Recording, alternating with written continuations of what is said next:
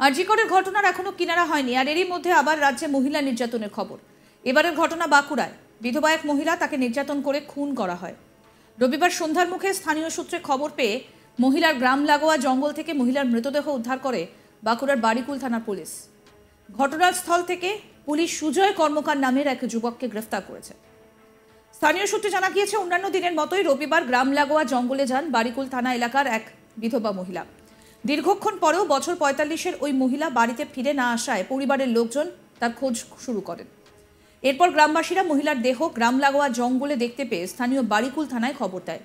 বৃষ্টিতে রাস্তা বেহাল থাকায় ঘটনাস্থলে পৌঁছতে পুলিশের বেশ কিছুটা দেরি হয়। সন্ধ্যার মুখে পুলিশ ঘটনাস্থলে পৌঁছে মৃতদেহ উদ্ধার করে। ঘটনাস্থল থেকে পুলিশ সুজয় কর্মকার নামের এক যুবককে আটক করে। সোমবার ময়নাতদন্তের জন্য মৃতদেহটি ময়নাতদন্তে পাঠানোর পাশাপাশি মৃতার পরিবারে লিখিত অভিযোগের ভিত্তিতে বারিকুল থানার পুলিশ আটক করা সুজয় কর্মকারকে নির্যাতন এবং খুনের দায়ে গ্রেফতার করেছে। খাতড়া মহকুমা আদালতে তাকে পেশ করা হয়। পুলিশের তরফে আদালতে ধৃতের 7 দিন পুলিশি হেফাজতের আবেদন জানানো হয়েছে। আদালত ধৃতের 4 দিন পুলিশি হেফাজত মঞ্জুর করে। পুলিশ জানিয়েছে, নির্দিষ্ট অভিযোগের ভিত্তিতে ঘটনার তদন্ত শুরু করেছে পুলিশ। এই ঘটনার সঙ্গে আর কেউ যুক্ত ছিল কিনা দ্রুতকে জিজ্ঞাসাবাদ করে জানার চেষ্টা হচ্ছে।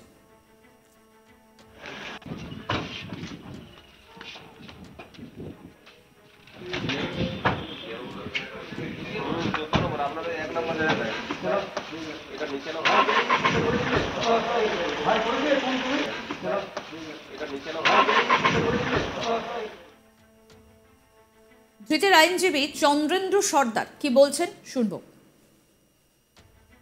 ওটা কেসটা হয়েছে গতকালকের ঘটনা। পুলিশ আজকে একজন আসামি মেনলি সুজয় কর্মকার, ওনাকে অ্যারেস্ট করে নিয়ে এসেছেন আজকে, এবং পিসি চেয়েছিলেন 7 দিনে, 4 দিন পিসি অ্যালাউ করেছে। কি কেসটা কেসটা যেটা অভিযোগে আছে তাতে ওই খুন করে করা হয়েছে, এই অভিযোগের ভিত্তিতে হয়েছে। এবং পুলিশ কেসটা স্টার্ট করেছে আন্ডার সেকশন 64 and 103 clause 1 বিএনএসে। আপনি কোন পক্ষের? আমি আসামির পক্ষে আছি। দেখি বেল রিজেক্ট, আজকে বেল রিজেক্ট হয়েছে। এখন কেসের আর্লিয়ার স্টেজ, এখন ইনিশিয়াল স্টেজে আছে। পুলিশ কি পিসি চেয়েছে? পুলিশ 7 দিনের জন্য পিসি চেয়েছিল, 4 দিন অ্যালাউ করেছে।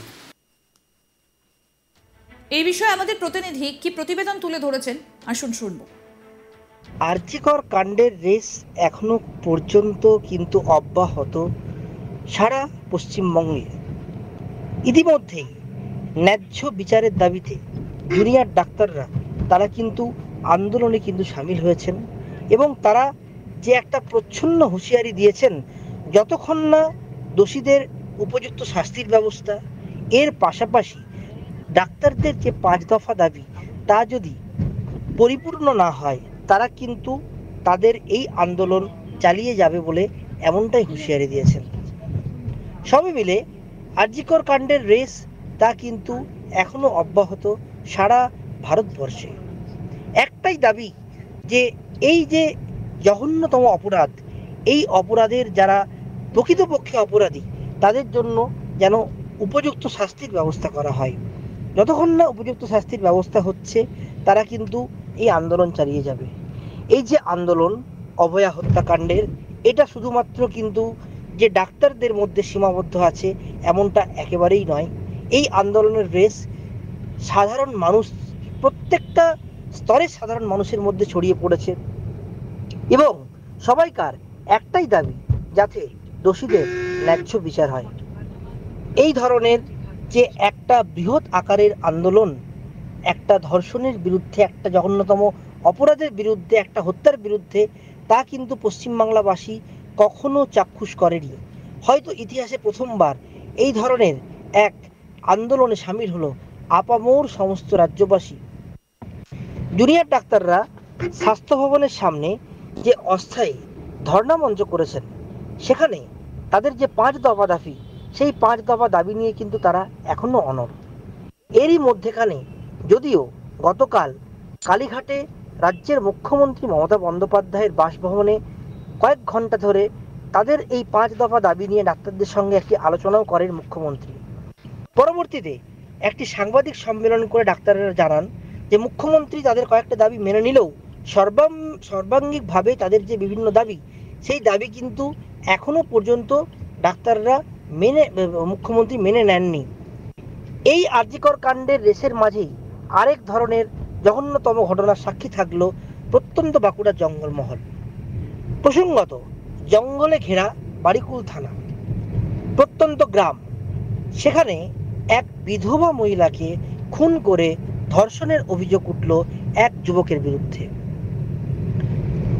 পুলিশ সূত্রে যেটা খবর, রবিবার সন্ধে নাগাদ জঙ্গলে এক মাঝবয়সী বিধবা মহিলা এবং এক যুবকের দেহ পড়ে থাকতে দেখে।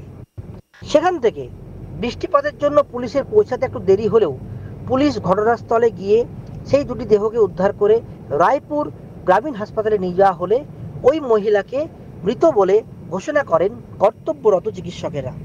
পরে ওই মৃতার যে খুড়তুতো ভাই, তার যে লিখিত অভিযোগ, সেই লিখিত অভিযোগে তিনি অভিযোগ করেন তার দিদিকে ধর্ষণ করে খুন করা হয়েছে।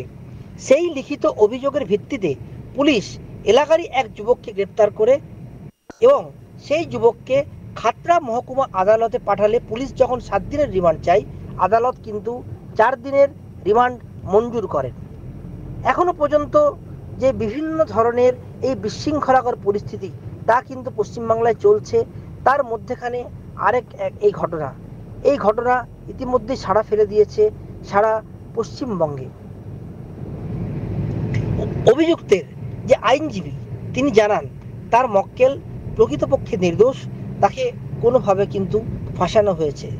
বাঁকুড়া জেলার যিনি পুলিশ সুপার রয়েছেন বৈভব তিওয়ারি, তিনি জানান যে নির্যাতিতার পরিবারের একটি লিখিত অভিযোগ, যে অভিযোগে লেখা থাকে যে নির্যাতিতাকে ধর্ষণ করে খুন করা হয়েছে, তারই পরিপ্রেক্ষিতে কিন্তু একজন যুবককে ইতিমধ্যে পুলিশ গ্রেপ্তার করেছে এবং জিজ্ঞাসাবাদ চালাচ্ছে।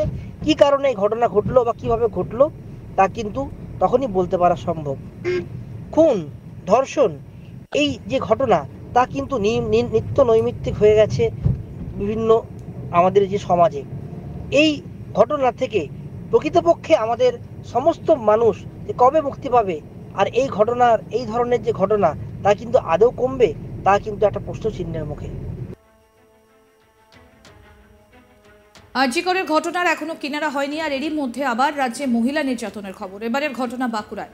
বিধবা এক মহিলা, তাকে নির্যাতন করে খুন করা হয়। রবিবার সন্ধ্যের মুখে স্থানীয় সূত্রে খবর পেয়ে মহিলার গ্রাম লাগোয়া জঙ্গল থেকে মহিলার মৃতদেহ উদ্ধার করে বাঁকুড়ার বাড়িকুল থানার পুলিশ এবং এই ঘটনায় ইতিমধ্যেই একজনকে গ্রেফতার করা হয়েছে। দেখতে থাকুন আজ তাক বাংলার ইউটিউব চ্যানেল।